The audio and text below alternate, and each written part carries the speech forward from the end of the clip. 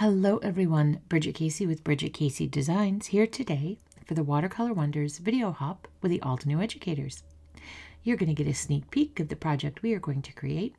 This is a panel from the Watercolor coloring book from Altenew. That was the original book that was released.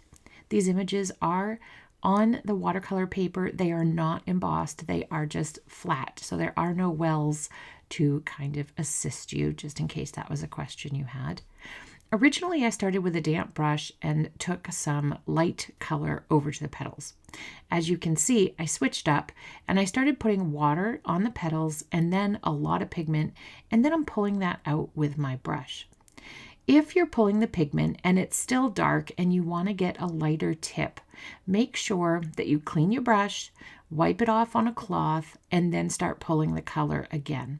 That will allow you to have a clean brush and not pull as much of the pigment, allowing for a lighter tip at the edge. Now, as I mentioned, these are not embossed, so these petals can run into each other. So you have to be very controlled with your water and your petal placement as well. Usually it's good to do opposite petals as you go. As you can see, I'm not necessarily doing that. Kind of just going with a petal that speaks to me as I go. But the key is I'm not using a lot of water, and I'm being very deliberate when I do put the water on the petal. I'm making it damp, I'm not soaking it, and I'm also being very sure to stay in the lines. A lot of times I am going over the whole petal, but I'm only putting the pigment at the darkest point, and then I'm using a very damp brush to pull that out. And I am, again, wiping off that brush if I get too much pigment, because I do want the tips of my petals to be lighter. So keep that in mind. Keep a cloth near you and wash your brush frequently as you go. So this dahlia is the cherry blossom, and I'm going to use Fall Harvest for the center. This color is going to be Seashore. I'm using one of the Altenew watercolor brushes in detail. I'm using the number 1. I like that for using on these images where I need a lot of control, essentially. I have to be careful about my water, my pigment, because again, I don't have wells with embossing powder. I'm just going, I'm going on my good graces, so to speak. So it's, I have to be careful, and those detail brushes are the magic, man. They are so super duper helpful when doing projects like this.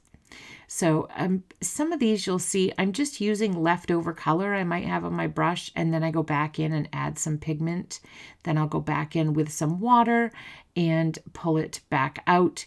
And then I go back in, I add a little bit more pigment, pull that out.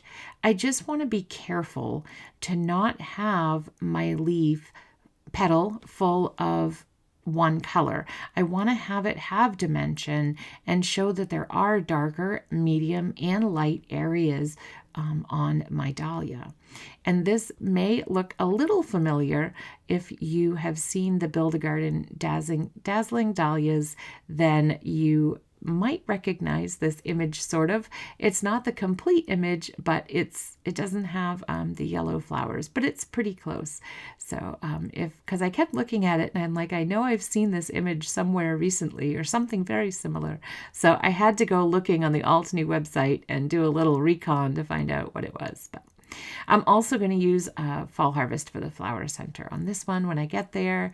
And you did see the lovely Emery a few minutes ago. Of course, she was on the scene to help. You guys know how she loves anything Altenew and crafting. So again, you saw here I put a really light part down and then pulled it out. And you don't have to have super dark on every petal. You can have some petals that are just lighter. Not every petal is going to be blocked full of the same kind of tone of color. Hopefully that makes sense. So it's good to have those light and dark areas throughout your arrangement. So now I'm using some water, some clean water first.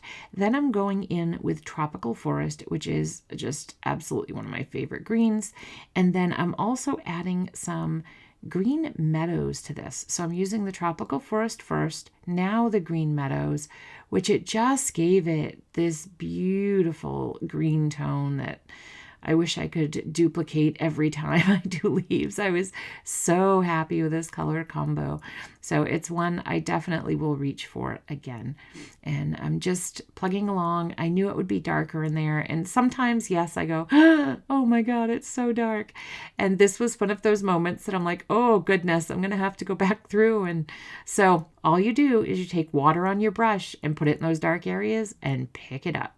And water's like the magic eraser. It helps color spread, and it also is kind of an eraser with watercolor. So it's absolutely wonderful.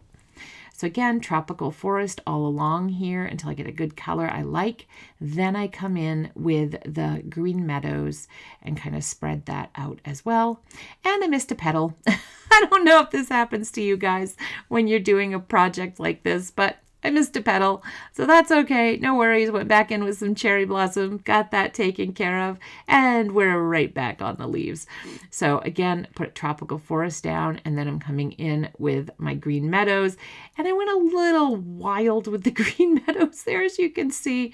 And again, I'm panicking at this point. I'm panicking, but you never give up. I just went back in with some tropical forest, and I'm laying it over the top to kind of, the tropical forest is brighter, so to kind of hide some of that darkness with the brightness. So I did go a little wild. I do love that green meadows, and it's not one I used to reach for often. And then I saw a couple petals that I was like, oh, I could fix that a little bit better. So I went in and touched those up. So now I'm going to trim this down, and I'm going to go, first I go to 4 1/4 by 5 1/2. And then I'm like, no. And so we go to 4 by 5 1/4 is our final. I've got some instant dimension foam tape on the back, and then I just pop my sentiment into place, and we have our final project.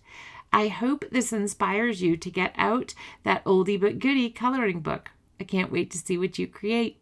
Have a great day.